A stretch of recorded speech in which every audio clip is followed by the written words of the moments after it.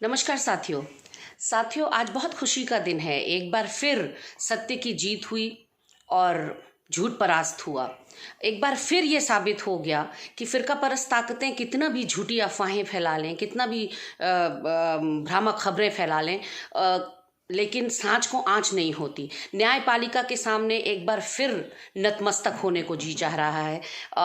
देखिए, Lucknow high court ने कल दूध का दूध पानी का पानी कर दिया। जो अखबार पटे पड़े रहते थे, न्यूज़ चैनल्स पटे पड़े रहते थे कि फंडिंग हुई है हाथरस कांड में, कोर्ट ने, जजों ने इतने सवाल पूछे अधिकारियों से और अधिकारियों के मुंह में दही जम गया।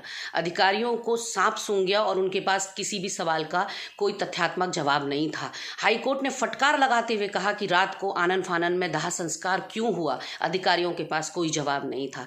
हाई कोर्ट ने एडीजी लॉ एंड ऑर्डर से कहा कि किस आधार पर आप कह रहे हैं कि बलात्कार नहीं हुआ। एडीजी लॉ एंड ऑर्डर के पास कोई जवाब नहीं था। तो आप सोच सकते हैं, जो फंडिंग की बात इन्होंने फैलाई कि बाहरी देशों से फंडिंग हुई है हाथरस में, सांप्रदायिकता फैलाने के लिए, जातिवाद फैलाने के लिए, दंगा करने के लिए फंडिंग हुई है, और विपक्ष जो है इस पूरे मुद्दे में राजनीति कर रहा है, गलत इस्तेमाल कर रहा है। तो साथियों, आज फिर हाई कोर्ट लखनऊ ने जो सवाल अफसरों से पूछे, उसमें सारे के सारे अफसर जिस तरह से निरुत्तर रहे और कोई जवाब नहीं दे पाए, और जो पुलिंदा इन्होंने दिया है एफिडेविट का अपना, वो खुद अपने आप में बहुत बड़ा झूठ है। तो आप सबको बधाई देती हूँ। हाथरस की बेटी मनीषा वाल्मीकि को जीते जी तो न्याय नहीं मिल पाया। हमारी सिर्फ कोशिश इतनी है कि मरने के बाद कम से कम उसको न्याय मिले, उन बलात्कारियों, उन हैवानों को, उन दरिंदों को सज़ा मिले, और ये तमाम अधिकारी जो पूरे नेक्सस में शामिल थे, जो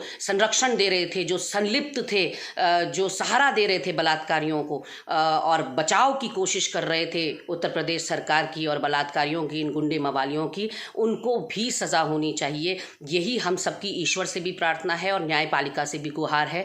तो आप सबको बधाई देती हूँ कि हाई कोर्ट में तो कम से कम आज हमारी जीत हुई है एक तरह से, और जिस तरह से मनीषा को न्याय मिलने में एक कदम और आगे बढ़े हैं, और मनीषा के फैमिली ने, उसके परिवार वालों ने बहुत बड़ी तोहमत, बहुत बड़ा इल्ज़ाम उत्तर प्रदेश सरकार पे लगाया है कि बच्ची का शव उनको नहीं सौंपा गया, बच्ची को इलाज नहीं मिल पाया जो मिलना चाहिए था।